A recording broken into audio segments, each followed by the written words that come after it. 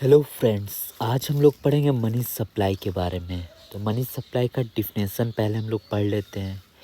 It refers to total volume of money held by a public at a particular point of time. मतलब कि इस definition में हम लोग यही देखते हैं कि मतलब पब्लिक का कितना पैसा मतलब बैंक में कहीं डिपॉजिट है या फिर किसी भी जगह पे डिपॉजिट है या पब्लिक के पास कैश में है, तो उसको हम लोग मतलब at a particular point of time मतलब सरकार मेज़र करती कि इस मंथ में मनी सप्लाई कितना है या इस डे कितना है या इस ईयर में कितना है, तो वही हम लोग देखते हैं at a particular point of time. Okay. और इसमें एक बात नोट कर लीजिएगा, इसमें बस पब्लिक का ही पैसा मतलब कितना सप्लाई हो रहा है वही देखा जाता है। इसमें ना कि गवर्नमेंट का पैसा, ना या फिर बैंक का पैसा, सेंट्रल बैंक या फिर कॉमर्शियल बैंक, ये सब का पैसा नहीं देखा जाता। बस पब्लिक का पैसा देखा जाता है कि कहाँ पे कितना डिपॉजिट है या पब्लिक के पास कितना लिक्विड में है, ये देखा जाता है। तो अब हम लोग टाइप्स ऑफ मनी सप्लाई देखते हैं। Money supply, types of money supply.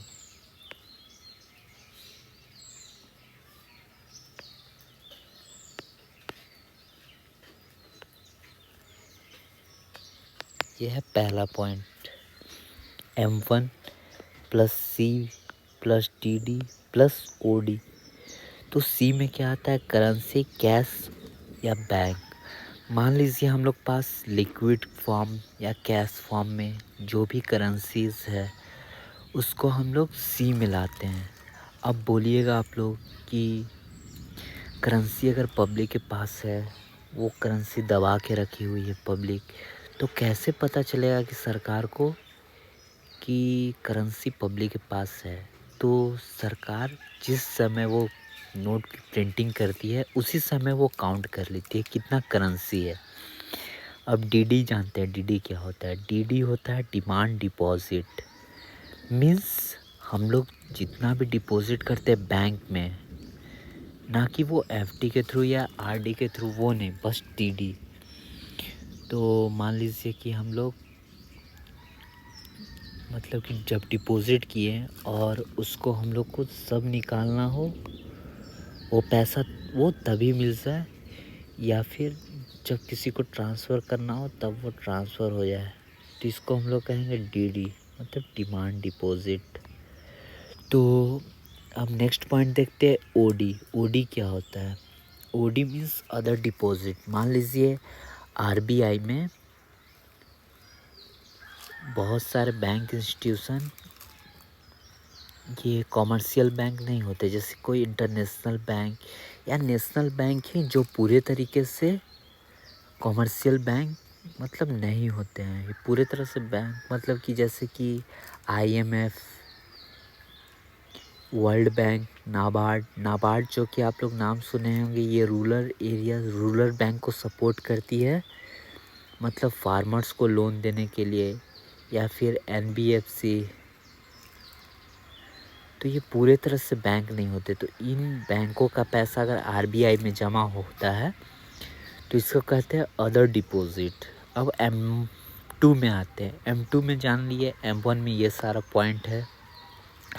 और बहुत सारे लोगों का पोस्ट ऑफिस में सेविंग अकाउंट्स होता है, तो उसमें अगर पैसा जमा होता है तो उसको कहते हैं M2। अब जानते हैं M3 क्या होता है? M3 M1 plus time deposit with banking system. मान लीजिए आपके फादर हैं, वो बैंक में आरडी करवाए हैं या बैंक में एफडी करवाए हैं।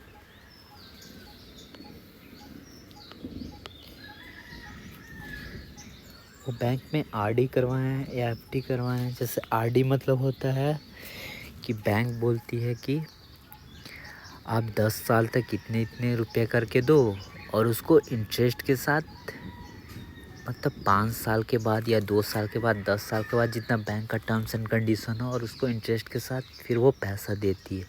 या फिर एफडी में बोलती है कि आप मतलब 10 लाख रुपए जमा कर दो और 5 साल बाद 10% इंटरेस्ट के रेट पे आप ले जाओ, तो इसको कहती है एफडी। इसमें इंटरेस्ट रेट हाई होता है, लेकिन ऐसा नहीं है कि इसमें डिमांड डिपॉजिट नहीं होती है।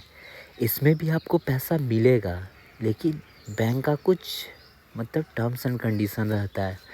मान लीजिए कि आपने इतना टाइम पीरियड में लिया तो 1% पेनल्टी चार्ज, मतलब कि आप बीच में उसको अगर तुड़वाना चाहोगे, आपको कुछ इमरजेंसी पैसे की ज़रूरत पड़ गई, तो वो पेनल्टी चार्ज लगाकर आपको पैसे लौटा देगा।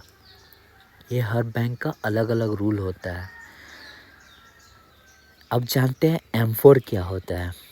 M4 वो होता है M3 plus all deposit post office saving banks, मतलब कि जो टाइम डिपॉजिट्स और M1 प्लस करके और post office saving banks equal to M4 हो जाता है। तो मैं पहले क्लियर कर दूँ आप लोग को कि आपका जो मेन पॉइंट है वो है ये बस आपको नॉलेज पर्पस के लिए जानना है। कोर्स में आपका यही है। तो एक बार देख लेते हैं। M1 plus C plus OD plus TD, M2 plus M1 plus post office, M3 plus M1 plus time deposit, M4 plus post office. और ये फिर से एक बार बात को नोटिस कर लीजिएगा, इसमें बस पब्लिक का पैसा नोटिस होता है।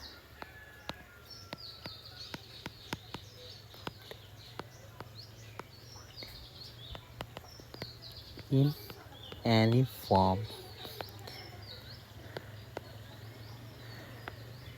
Not commercial bank,